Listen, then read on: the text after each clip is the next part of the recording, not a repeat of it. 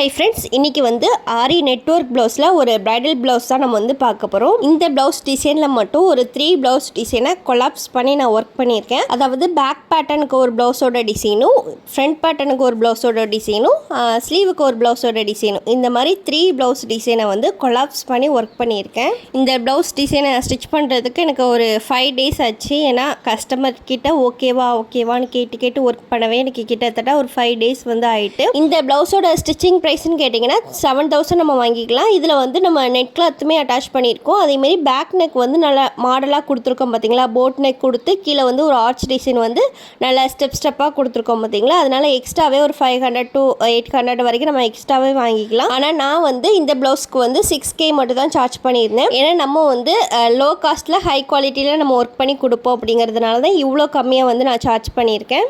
நீங்கள் அப்படின்னா ஒரு 7,000 வந்து தாராளமாக அந்த ப்ளவுஸ்க்கு வந்து கண்டிப்பாக வாங்கிக்கலாம். உங்கள் ஏரியாவில் எவ்வளோ ரேட் அப்படிங்கிறத பார்த்துட்டு சார்ஜ் பண்ணிக்கோங்க. இதுவுமே நம்ம ஆரி ஒர்க் போட்டு கொடுக்கறதுக்கு மட்டும் தான் 7K அப்படின்னு சொல்லியிருக்கேன். இதே நீங்கள் ஸ்டிச்சிங் பண்ணியும் கொடுப்பீங்க அப்படின்னா ஒரு 300 to 400 வரைக்கும் நம்ம வாங்கிக்கலாம். இந்த ப்ளவுஸில் நான் என்னென்ன பீட்ஸ்லாம் யூஸ் பண்ணியிருக்கேன் அப்படின்னா, ஃபர்ஸ்ட் வந்து அந்த போட் நெக்கில் வந்து 4 லைனில் ஜரி த்ரெட் கொடுத்துட்டு, அதுக்கப்புறம் வந்து ஒரு சுகர் பீட்ஸ் ஒரு லைனும், 4mm பீடு ஒரு லைனு, சுகர் பீடு ஒரு லைன் கொடுத்துருக்கேன். அதுக்கப்புறம் செயின் ஸ்டோன் ஒரு லைன் கொடுத்துட்டு, அதுக்கப்புறம் sugar bead, 4mm bead, sugar bead, இந்த மாதிரி ஒரு 1 inch வர மாதிரி அந்த பார்டர் ஸ்டிச் வந்து கொடுத்துருக்கேன். அதுக்கப்புறம் பேக் பேட்டர்னில் அங்கங்கே ஸ்பேஸ் இருக்கும் பார்த்தீங்களா, அதை கவர் பண்ணுற மாதிரியும் பீட்ஸ் யூஸ் பண்ணி ஸ்டிச் பண்ணியிருக்கேன். அதில் எப்படி ஸ்டிச் பண்ணியிருக்கேன் அப்படின்னா, 4mm பீடை லோட் பண்ணி அதை சுற்றி சுகர் பீடு லோட் பண்ணி ஒரு ஃப்ளவர் மாதிரி நான் ஸ்டிச் பண்ணியிருக்கேன். அந்த ஃப்ளவரை சுற்றியும் 6 ஃப்ளவர் வர மாதிரி ஸ்டிச் பண்ணிவிட்டு, அதுக்கப்புறம் கொடி டிசைன் போட்டு அதில் லீஃப் இருக்கிற மாதிரியே ஸ்டிச் பண்ணி பேக் பேட்டர்ன் ஃபுல்லாமே நான் வந்து கவர் பண்ணி முடிச்சிட்டேன். இதே மாதிரி தான் நம்ம ஃப்ரண்ட் பேட்டர்ன்லையும் நம்ம வந்து ஸ்டிச் பண்ணியிருக்கோம். நெக்ஸ்ட் ஸ்லீவ்லன்னு பார்த்தீங்க அப்படின்னா, கஸ்டமர் வந்து கீழேயும் ஒர்க் பண்ணிட்டு மேலேயும் ஒர்க் பண்ணிடுங்க. சென்டரில் வந்து அந்த பார்டரில் எந்த ஒரு ஒர்க்குமே பண்ண வேண்டாம் அப்படின்னு சொன்னதுனால அதை மட்டும் அப்படியே பிளெயினாக விட்டாச்சு.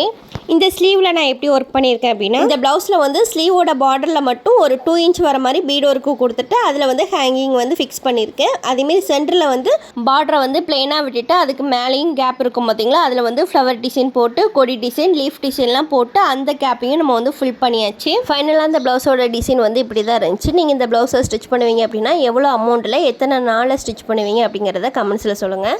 ஃபைனலாக கஸ்டமரும் ஹாப்பி, நானும் ஹாப்பி. இந்த ப்ளவுஸில் எப்படி நெட் கிளாத் அட்டாச் பண்ணணும், அது எப்படி இன்விசிபிளாக ஸ்டிச் பண்ணணும் அப்படிங்கிறத ஒரு லாங் வீடியோவாக போட்டிருக்கேன். வீடியோ லிங்க் டிஸ்கிரிப்ஷனில் இருக்குது, மிஸ் பண்ணாமல் பாருங்கள்.